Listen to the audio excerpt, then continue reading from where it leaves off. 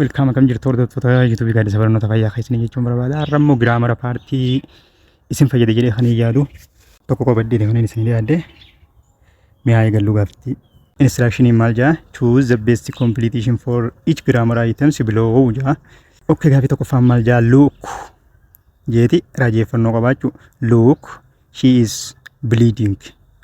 I think she blank her finger.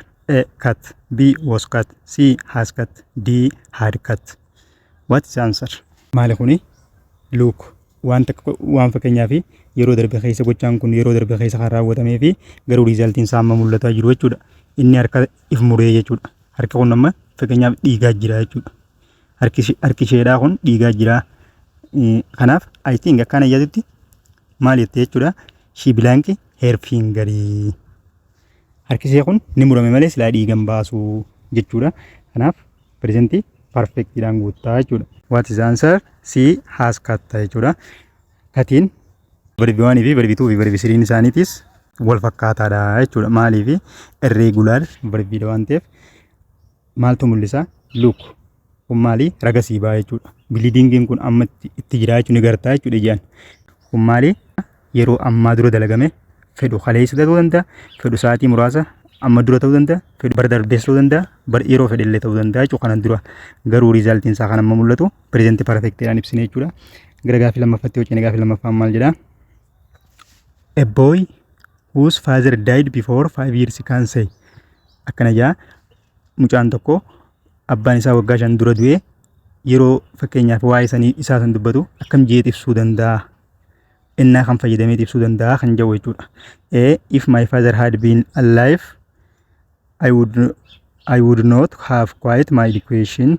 B, if my father is alive, I would quit my education.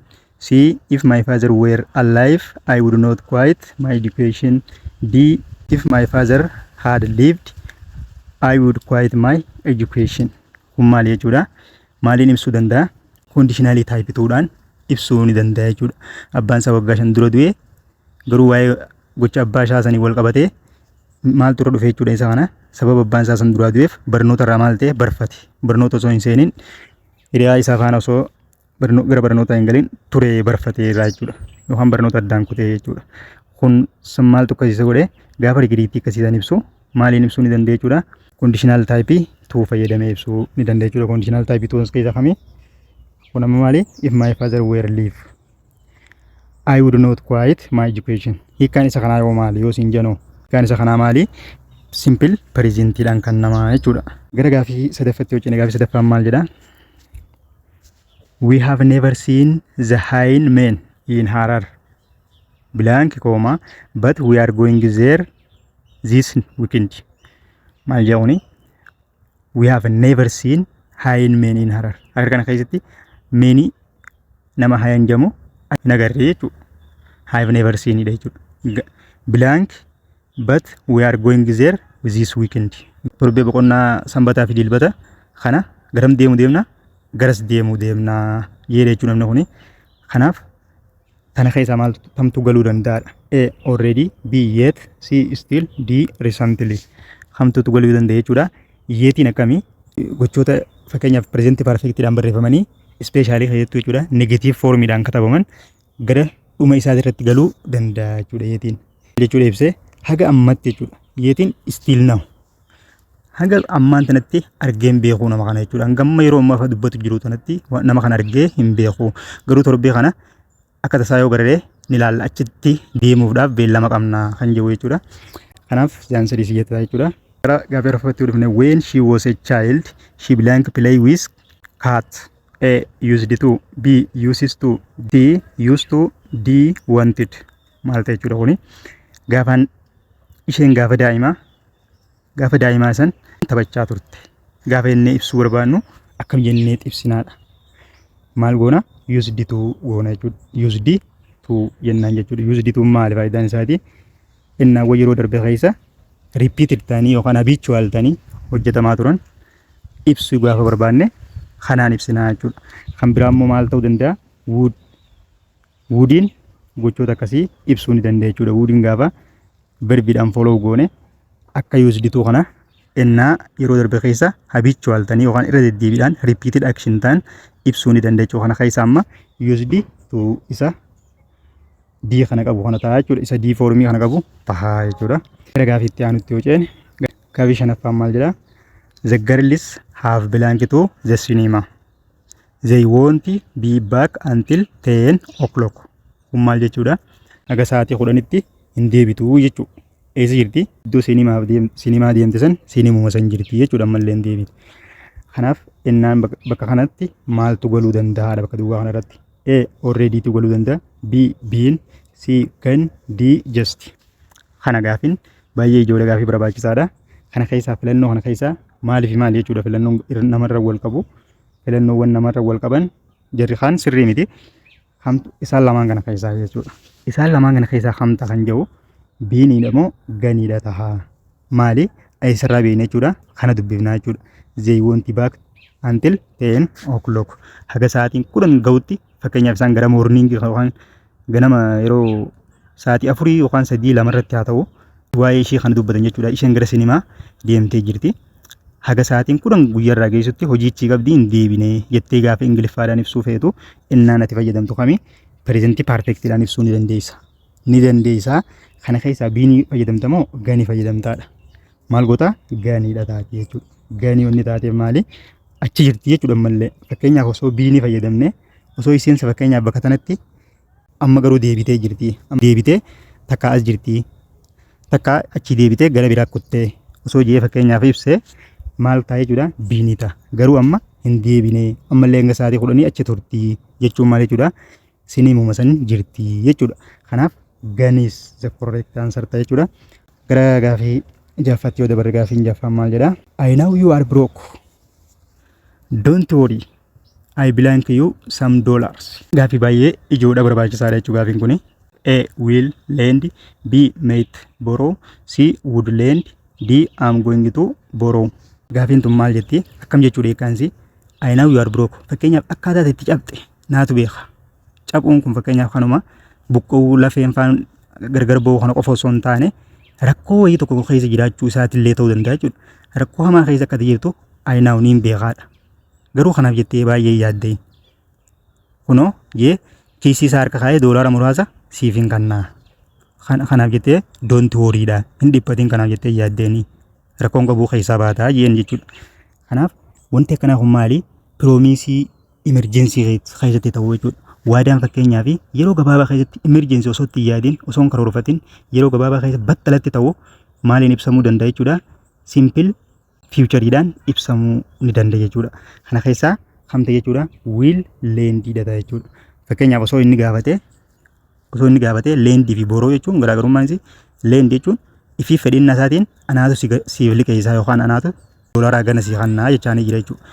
Ammoo osoo inni fakkeenyaaf akkanatti rakkadee jira naa liqee jechuun barbaade bakka lendii tana boroo gochuu ni danda'a jechuudha. Gara gaafiitti aanutti hojii gaafii torbaffaan maal jaa? Will you blank me a favor and give me a lift to my home tonight? Haga kana jechuudha. Bakka kana keessatti isin tun gaafiin tun maali? Collocation question jechuudha. Collocation question jechuun gaafilee fakkeenyaaf jechoota waliin deemuu danda'an. Jeemanii jiran jechoota akkasiisan jechuudha kun collocationidha. Gaafii collocation questionidha jechuudha. Maal ta'e jechuudha? Isii takkitti favorii tana qofaatu as keessa laalamaa jechuudha. Favoriin A made, B did, C make, D do dha. Isii tana keessa lamaanuma tana qofa jechuudha. Tan namarratti wal wanti gootu maaliif make tamoo do tahaadha amma. Maal jenna? Gaafa favoriidha maal jenna?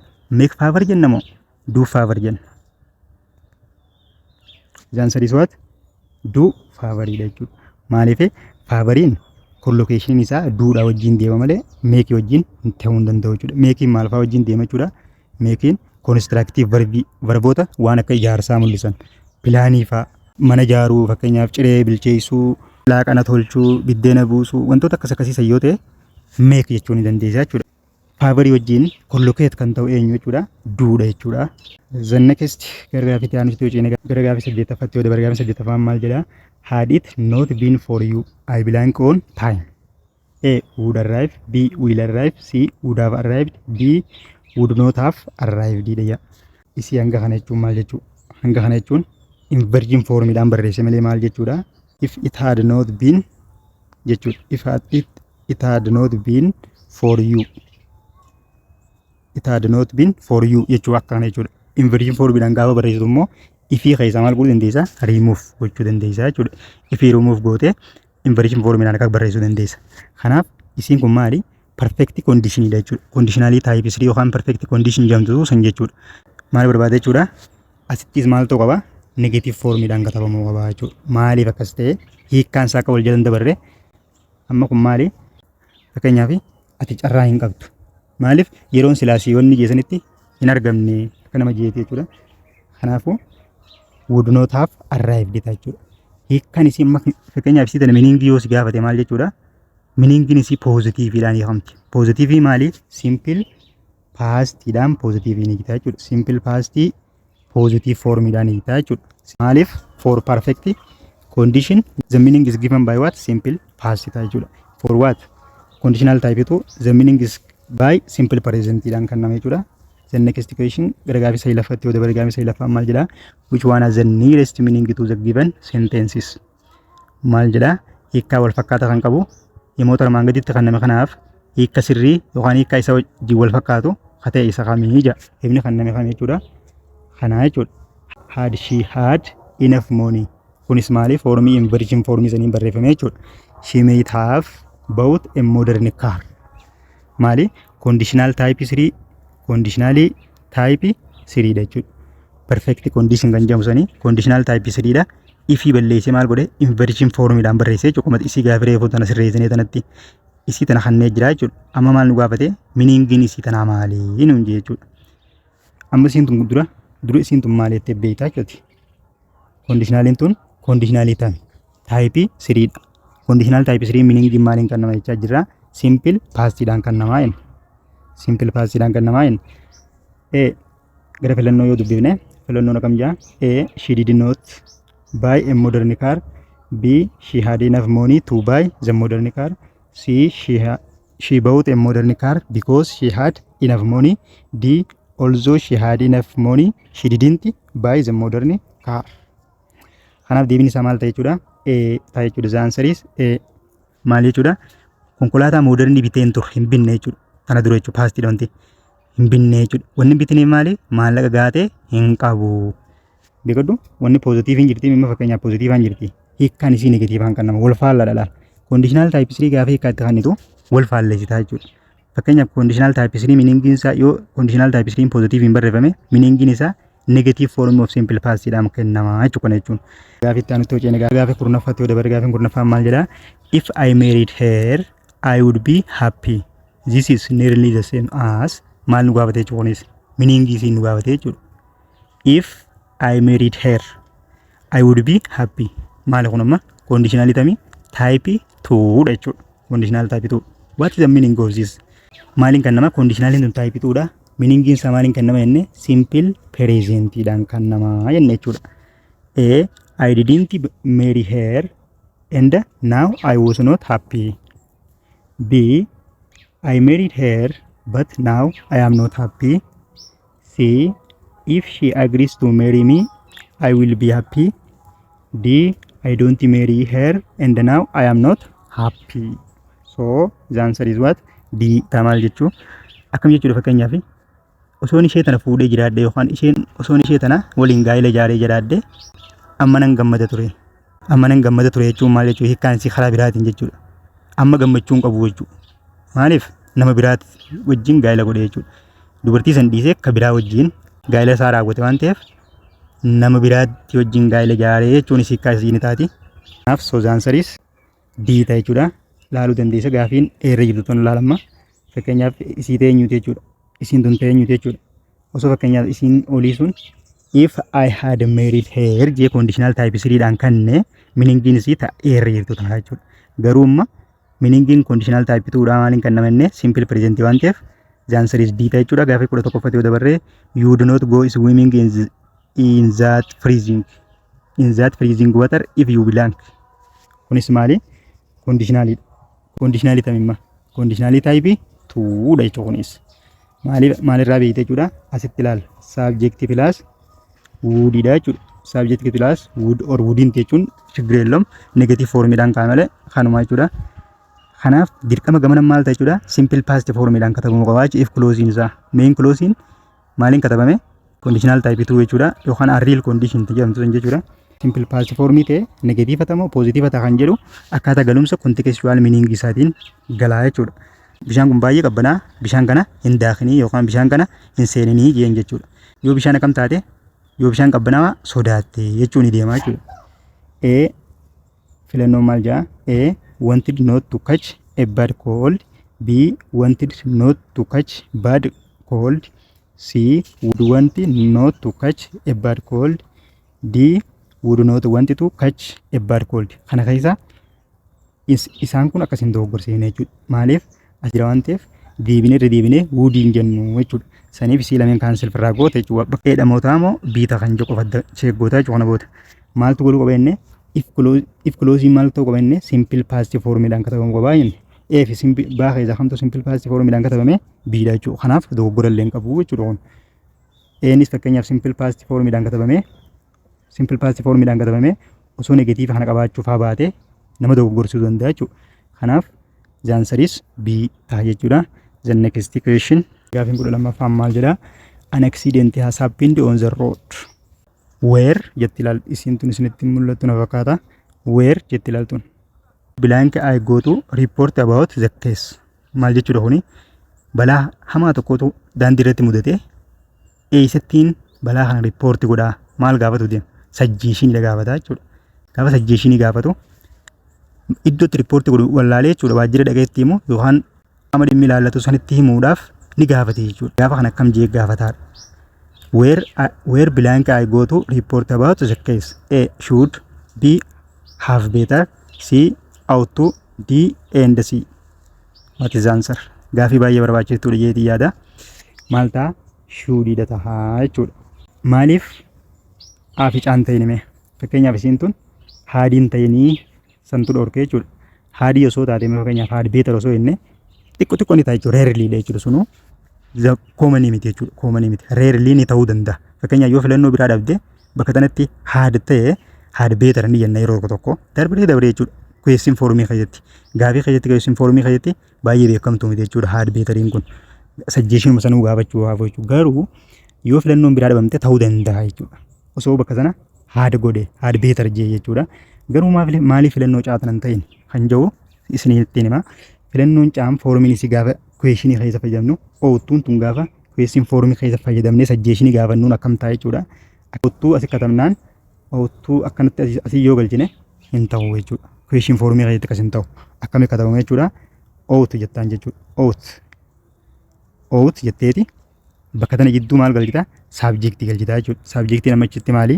Aayidha jechuudha. Aayida galchita. Sanbooda maal itti aansita? Tuu inni jalaan hin beekne tuun jalaan haftu. Tuun adda baanaan akka waan lubbuu hin qabne ta'e akka qurxummii bishaan keessaa baateeti jechuun ni danda'ama jechuudha. Tuu isaa hin dhiisu waan ta'eef subject duubaan tuu isaa barreessita. Sanbooda akkasitti barbiitti aansita jechuudha. Kanaaf akkaatuma istiraakcharii isaatiitu si dhorke malee ta'uu danda'a jechuudha. Siirrata jirtu. Gaaffii 13ffatti yoo deemne we belong for chapter from the communicative English course for the final exam. Qormaata faayinaalaatiif chaaptarii 4 maal goone xumura amma qormaataaf yaanaa beekaddugaa. Chaaptarii 4 kafar goone jira jechuudha. Gara qormaataatti deemna. Inni akkan fakkeenyaaf gocha akkasiisan ibsuu gaafa barbaaddu innaalee ati keessaa kan fayyadamtaa foormii kamii fayyadamtaa istiraakcharii kamiitiin jechuudha. Pireezenti parfektii fayyadamta maaliifi waan riizaltii isaa amma deemtaaf ammatti deemtaa jechuudha. Riizaltii isaa amma arguu deemtaa. Kanaaf pireezenti parfektiidhaan ibsita jechuudha. Pireezenti parfektii foormii kamiin jiru A already finished, B already have finishing, C have already finished, D finished. Kanaaf kam ta'e jechuudha. Walumaa galatti innaan kun pireezenti parfektiin akka ibsamu shuuriidha jechuudha.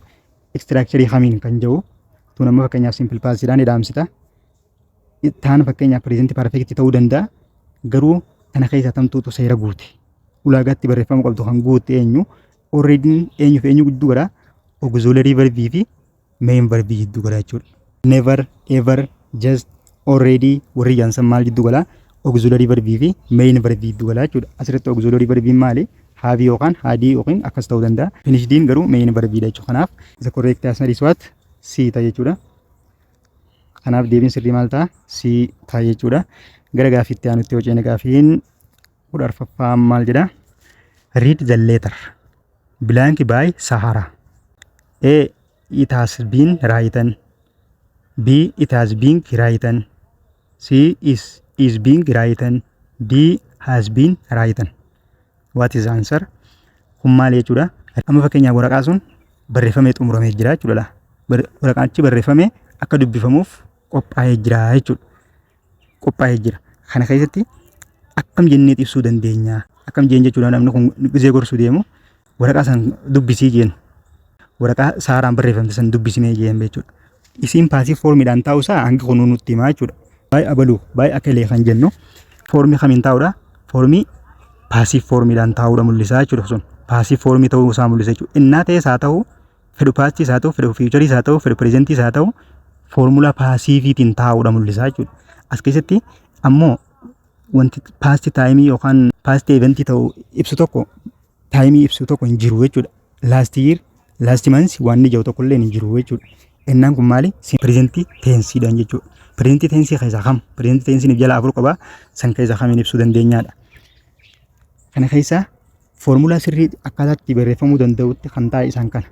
Isaan kan maaliif hin teenye yoo jenne fakkeenyaaf zalleetarti jettu maali? Zalleetariin tun maali? Objektiiviidha. Asittis ammaas itiin tun eenyu bakka bu'e fakkeenyaaf filannoo A fi baara irratti itiin eenyu bakka bu'e? Isuma tana matuma isii tana bakka bu'e jechuudha. Maal fayyadalee walitti akkasi aansinee fayyadamna? Zalleetar it jennee akkasitti hin jennu jechuudha. Maaliif? Objektii lama walitti aansinee barreessuun hin jiru jechuudha. Seera Ingiliffaa keessa saniif isiin lameen X taati. Sabjektiifiinis lama walitti aaneen barreeffamu. Koomallee osoo gidduu hin jirre uumaa tokko osoo gidduu hin jirre walitti aanee sirra tokko irratti hin barreeffamu jechuudha. Kanaaf A fi B kaansel firraa goota C fi D keessa tamtaa kan jedhu of adda cheek goota jechuudha. Waraqattiin akkamiin jee barreeffamtee amma akka dubbifamtu taatee jirti. Xumuramtee jechuudha. Fakkeenyaaf isiin tun maali? Pireezentii koontiinesii gaafa maal goonu? Pireezentii koontiinesii gaafa paasiif foormiidhaan katabnu jechuudha. Pireezentii koontiines jechuun maal jechuudha? Innaa wanta ammaan tana raawwatamaa jiru jechuudha. Osoo fakkeenyaaf amma saaraan kun waraqaa tana amma barreessaa jiraate maaliin ibsite jechuudha? Paasiif gootee pireezentii koontiinesiidhaan ibsuu ni dandeessa jechuudha. Garuu waraqattiin barreeffamtee xumuramte maaltu ibsa? Wanni xumuramuu si ibsee maali beektaa? Reed jeen dubbisii jee waraqaa tana. Waraqaa kana dubbisii jeen oodoo. Waraqaa baluu katabe kana waraqaa saaraan barreessan haa dubbisii jeen. Xumuramtee jirti jechuudha. The action which is completed before this time and the result is present now what? Kamiin ibsama jechuudha. Innaan akkasiisanii pireezentii perfectidha jechuudha. Kanaaf paasiif foormii pireezentii perfectiitiin describe goona jechuudha hima kana. Kanaaf the answer is D ta'a jechuudha. The next and the last question. They will complain if we belong good sir. Kabaja gaarii kan hin goone yoo ta'e complainii yookaan komiitu dhufa. They will complainiitu jira. Komiitu dhufa. Amma innaan kun maali? Innaan kun conditionally kami type 1dha jechuudha. Conditionally type 1dha. Main clause akkam jaa? They will complain jira. Komiitu dhufa. Komiitu dhufa jeen. Yoo maal ta'e? Yoo kabaja sirrii gochuu fi baatte komiitu dhufa. Kanaafuu asin maal ta'e jechuudha? Pireezentii simple yookaan simple pireezentii simple pireezentii. Simple pireezentiitu galuu qaba jechuudha. Filannoo maal jedhaa? A did not deliver, B will not deliver, C did not deliver, D do deliver. Kanaafuu fakkeenyaaf deliver yoo goote waan gaarii yoo goote komiin dhufti moo waan gaarii yoo godhuu baatte komiin dhufti. Hangas jechuudha. Hangas adda baafata. Fakkeenyaaf A fi B'n hin ta'u. A maaltu dhooruqa? Innaa kanaatu maal jechuudha? Paastiidha. Nuti kan nuti barbaannu simple presentiidha barbaannaa jechuudha. B maaliif hin taane irra deebinee ammas will hin jennu kana jechuudha. Ifii duubaa will deebinee hin jennu kanaatu roongi godhe sirrii mitiisi. Siin ammoo siidha moo daataa of adda baafannaa jechuudha. Lameen tana qabu keessaa cheek goonaa jechuudha. Fakkeenyaaf yoo fakkeenyaaf nama saniif kabaja goote moo yoo nama saniif kabaja godhuu baatte komata namni san fakkeenyaaf yoo nama san kabajuu baatte jechuudha. Kanaaf negatiif foormiidhaan barreeffamu qaba jechuudha. Yoo nama kanaaf kabaja gaarii gochuu baatte si komachuun isaan hafuu jetteeniitu gorsisaa jirta jechuudha. Kanaaf zaan sadii duwwaatti sii ta'a jechuudha. Thank you galatooma jechuun barbaada. Subscribe, like, share itti roobsaa akka roobatti.